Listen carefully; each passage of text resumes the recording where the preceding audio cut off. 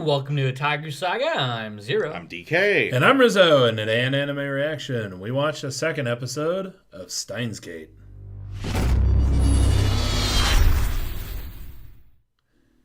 If you want to check out our reaction to the second episode of Steins, hit that link in the description below. And be sure to give us feedback in the comments section because we love hearing from you. And as always, if you like what you see, subscribe to Otaku Saga. And don't forget to like and share our videos. And thanks for watching. So, yeah, the second episode was a lot better than the first. Yeah, I'm not exactly sure what it was that made me like this episode so much better. It's hard to Because we did watch the dub. But I wouldn't say that it was necessarily, that had anything to do with it, really. It was definitely less quiet. Yeah, as far as the dub goes, it seems to be a really well-written dub. Some of the acting, at least in the very beginning of it, was a little over the top, but Ocarina is kind of over the top. He's a mad scientist. He's supposed to be a little crazy.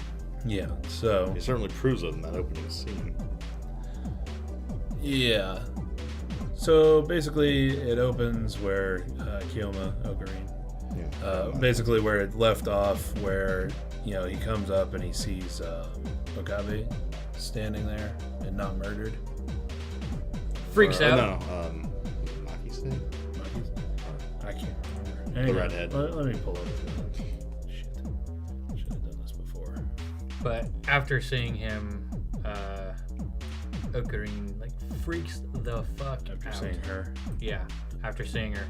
Completely flips out. Super Haka was like, dude, man, calm down. Calm down. What did you say? Ixnay on the Ray Cray? Yeah. Yeah, basically, dude, stop being crazy. Seriously. Holy shit. Poking, prodding, moving clothing. It's like, feel for the slap him if it gets too handsy. I think that's what actually the dialogue comes across as more snarky, as you kind of expect maybe between a couple of nerds. Mm-hmm. So I think that kind of helped.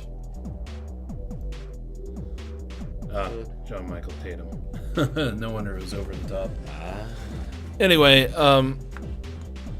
but yeah, so he kind of has a little bit of a crazy episode where he's like, You're really here, where's the knife wounds? He got a little bit that's on track to be as ridiculous as shut up and show me your armpits. Where's the stab wounds? I still say armpits is much better because that was just like, that was in front of an entire classroom. Yep. As a poor girl's introducing herself. Yeah. But yeah, so I mean ridiculous. Literally grabbing at her jacket, but really close to her breasts. Yeah. Hey, where's the knife wounds? It's pretty bad. That's fucking hell. Anyway, him and Super Haka. I'll never let that go. Never. But him and Super Hacker end up going to Kurisu's presentation. Where she pretty much says time travel's bunk. Yeah, pretty much. Time travel's bunk. And then, of course, Ocarina, stands up and tries to defend the antithesis. And we get a funny little montage, really. Kind of a flashback and sorts. Flashback. Basically, it goes ahead to where it's afterwards, and you get the whole heavy dark shadows. He's just absolutely crestfallen, and then it flashes back to Kurisu basically taking him to Pound Town. Yeah, that was pretty funny. Taking him to Pound Town on the science fiction misconception. I would say we even got travel. a Doctor Who reference. We also got a Back to the Future reference. Very nice. I think we also had one more reference, but I couldn't remember it. Yeah, which is the point that a lot of people were making, where the dub is a lot better for Western audiences, because instead of whatever Japanese references they'll make a reference to Doctor Who, Back to the Future, things like that. So I guess we can assume that in the original Japanese it was maybe anything having to do with time travel, any sort of story. Mm-hmm. Maybe like Doraemon or something, perhaps interdimensional kind of travel. Perhaps. I do want to point out as a fan, I wouldn't say as a scientist, as a fan of science, there are theories that actually prove, well, pseudo-prove, as a hypothesis, that time travel is theoretically possible because you'd have to be able to move faster than light. Unfortunately, you can't move faster than light, so time travel is... So it's impossible. Yeah. But there are people who actually think that folding space-time...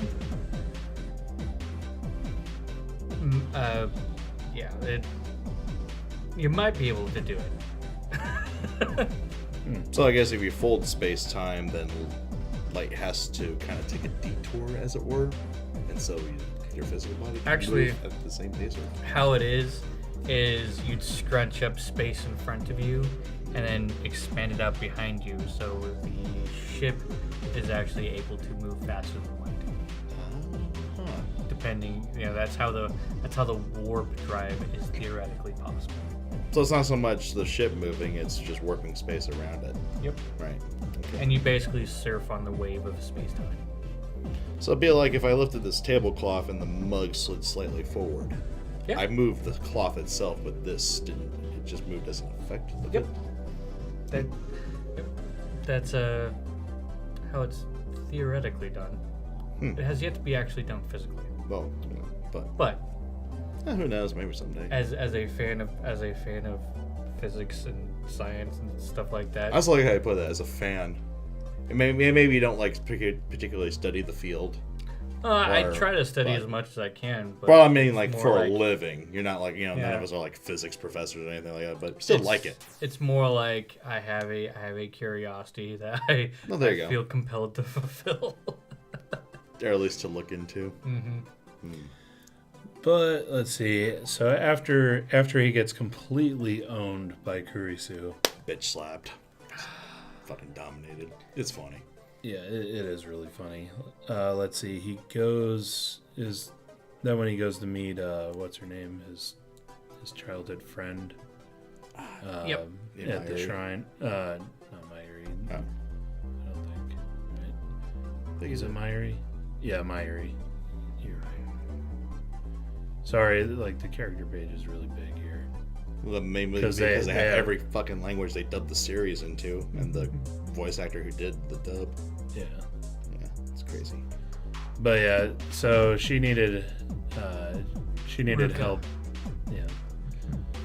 Yeah, she needed help at the shrine because they got a donation to the laboratory, which is a bunch of bags of corn, like ears of corn. And in that scene, we also meet the trap character, Ruka. Sun's shining. I really liked how they did in the Ruka's a dub. dude. Yeah, looks absolutely wonderful in Sun traditional attire, Ruka's a and dude. he's a dude. The sun's setting. The cicadas are chirping. Dude. I think Ruka's a dude. I Just think they made that maybe. abundantly clear. Yeah. But so he helps Mayuri walk back towards the laboratory, discover that they can't take the normal pedestrian bridge that they would normally take because it's closed off because it leads to the back of the They call it the radio building? the radio building where the satellite crashed into. I still think it was more like teleported there because that thing does not look like it crashed. Well, again, I mean, when we saw it, I guess, appear, it was from Ocarina's point of view. So maybe it happened when he shifted into the timeline where it did crash. He probably did it himself by accident. Right. In the future. In the future. It might just be how it was drawn, but it really doesn't look like it survived deorbiting and crash landing. Fair enough. And especially that intact, huh? Yeah. Okay. That's why I think more teleporting, but I'm probably wrong. Actually, it's probably just the way that it was animated. Well, what happens later on with the latest Gel Nana experiment, that actually might give credence to your theory, too. Yeah, perhaps. But yeah, so he takes the corn from her because she has to go to work. And then he walks back to the laboratory where he meets with Mr. Braun, the guy who runs the electronics shop downstairs. Cue-ball. Dude's hench, though. And we get introduced to a girl who is applying to be a part-timer at Mr. Braun's shop. Suzuha. And so we get a funny little scene with her. I like the hiring process or the interview process. Name, age. Why do you want to work here? You're hired. You're hired. Only real jobs were like that. I know, right? But yeah, then he goes back up to the laboratory and he attempts to research John Titor. Yeah, it turns out that not only all the message boards that mention John Titor are gone. All the websites that mention John Titor that still existed are gone. His own files on the man are gone, and the books he had on the man are gone. Yeah. It's as if he didn't exist. Well, I mean, I think he's talking to somebody on Totally Not To Chan.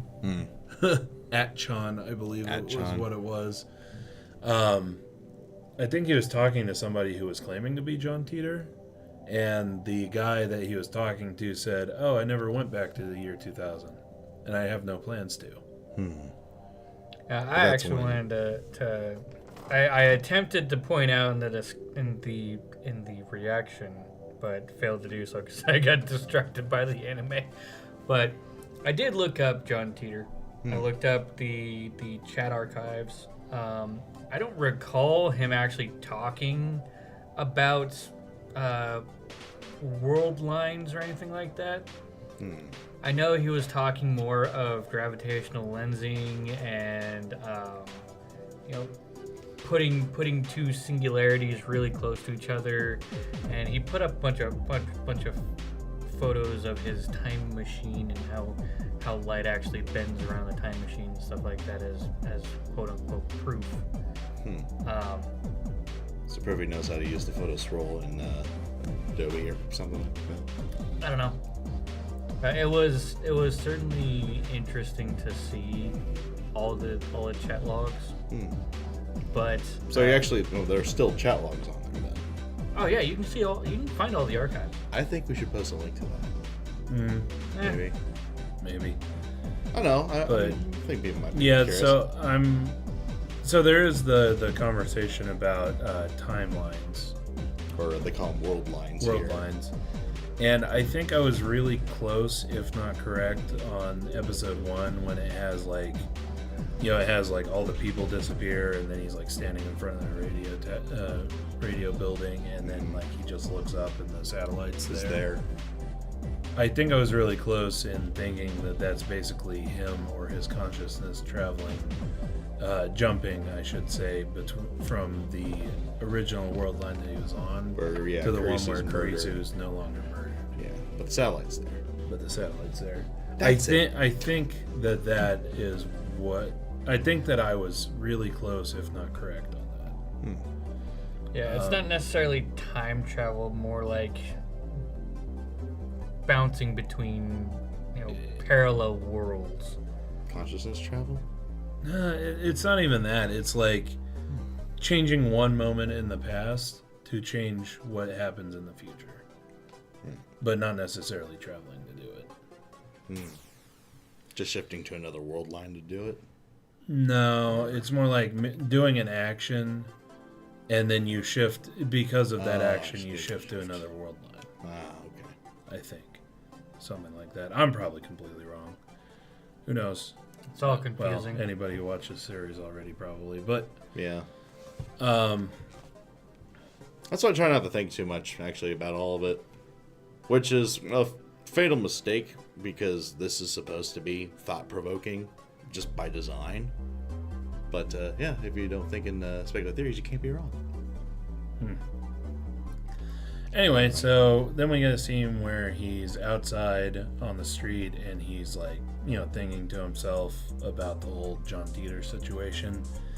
And he meets Moeka Kiryu. Another brand of crazy. Another brand of crazy. Probably somebody who has something to do with this whole time travel bullshit. I mean, business. Probably this Worldline's version of John Titor. If I'd have to, That'd be an interesting thing. if I'd have to throw a guess out there, because John Titor was looking for a computer that his grandfather made, That's true. Huh. which happened to be the, what was it, IBM 5100 or something. Yeah. Very rare early IBM computer. But yeah, basically, she's taking pictures of him, and he ends up catching her taking pictures of him, and requests that she delete the pictures, which she refuses to. And then, Yeah, because she wants evidence that she was there. yeah. But pause here real quick. That's how you do it, Fuka. You ask. Right. And then, yeah, she shows him the picture of the IBM computer, and asks him if he's an expert on the subject, and he says no. Oh, do you know any? Well, There's one guy. there's a super hacker. Super hacker. And basically, she tries to get Super Haka's information from him, and he's like, yeah, I'm not gonna throw a buddy under the bus like that. What a bro. Yeah. So how about this? I'll give you my contact information, and I'll contact him for you. Which he does. And then he goes and meets Super Haka at a cat-made cafe. Because that's where all important business should be conducted. Yeah. And there's a conversation about how the computer is really old, really rare. And basically, Super Hacker thinks that somebody posted up a fake information about it to get the chat going. Yeah, get collectors in the area kind of going or whatever. And then we get another experiment with the gel nanas. Here we go. We do see Ocarine looking at the gel nanas under a microscope and saying basically their entire structure was deconstructed or something of that nature. Yeah. At the molecular level. Yeah, at the molecular level. Obliterated, I think, is already used. Yeah. And basically his theory is that it's bombarded by serious EM radiation. Which might make sense because you threw it in a fucking microwave. But then they experiment with another banana, and actually, instead of doing a whole bunch this time, they just pull one off the bunch because the super hacker talks him into only doing one because that would be a waste, and it fucking is. Mm-hmm. And so they throw it into the, not totally a microwave. To the, whatever he calls it. Yeah. Whatever And weird tuning name he calls it. then when it's over, they open up the microwave and it's gone. Then they look back at the bunch of bananas and it's reattached to the bunch of bananas. As a gel nana. As a gel nana. Yeah, right. Pretty much. It's like... That's the proper reaction now. He's like, what the hell just happened? What? That's probably exactly what my reaction would be. Yeah, if you accidentally discover, the teleportation of matter, you'd be exactly like them. You're stammering. You're wondering what the hell just happened. We're on to something. Right. And that's exactly what they did. Boom. We're on to something. And then when they're stammering about it and confused, lo and behold, what's her name? Kurisu. Yeah, Kurisu appears out of fucking nowhere. Well, I'm sure she appeared through the doorway, but they just didn't notice. Breaking and entering. Breaking and entering. Payback for the attempted groping earlier, I'm sure. Probably. But, so... That actually does raise a question. intellectually humiliated him in the debate and all this stuff. If she kind of proved him not to be a crackpot, then what interest would she have in going to his lab in the first place? And how would she even know who he is? Or where he lives. Yeah. Perhaps he actually did say something that interested her. Or even just like the whole, the way that he freaked out when they first met, in this time, or in this world line. Perhaps something about that piqued her curiosity. Oh, it's certainly And not. she stalked him home. Crazy meets crazy, I see. Yeah, pretty much. But yeah, I do have to say, I did enjoy this episode a whole lot more than the first. I agree with you. I think this was a better episode than the first episode. But once again, I can't quite put my finger on why. Because it's still a collection of events. I don't know what the difference is now. That is exactly my thought. Is this that unknown, that X factor? I have no idea. I mean, yeah, we did change over to the dub, which might have done a difference. I mean, that may have changed, how the dialogue sounded and changed what references came across. But, you mentioned Doraemon, I'll understand what you're talking about. Or, something similar. Or at the very least, I could, look it up. Or if they have translators notes in the subs, yada, yada. I just don't... I don't feel that would be... That would make that much of a difference. Yeah, I mean, it had the same elements of the first episode, but I think it just fit together better this time around. Yeah. For some reason. I mean, it could just be, just personal opinion, which is absolutely subjective. It's definitely a strange one. It is strange. I wonder if it's going to be like that for every episode. Just that one thing. Anywho. Yeah, so let us know what you thought of the anime, what you thought of our reaction in the comment section below. Yep, thumbs up if you like it, thumbs down if you don't. But that's going to do it for this episode of Anime Reaction. As always, I'm DK. I'm Zero. And I'm Rizzo. See you next time. And go ahead and click on my face to go to our most recent Otaku Saga talk. Click on my face to go to Otaku Saga Gaming, our gaming channel. And click on the waifu to subscribe to Otaku Saga and check out our new and improved Patreon page.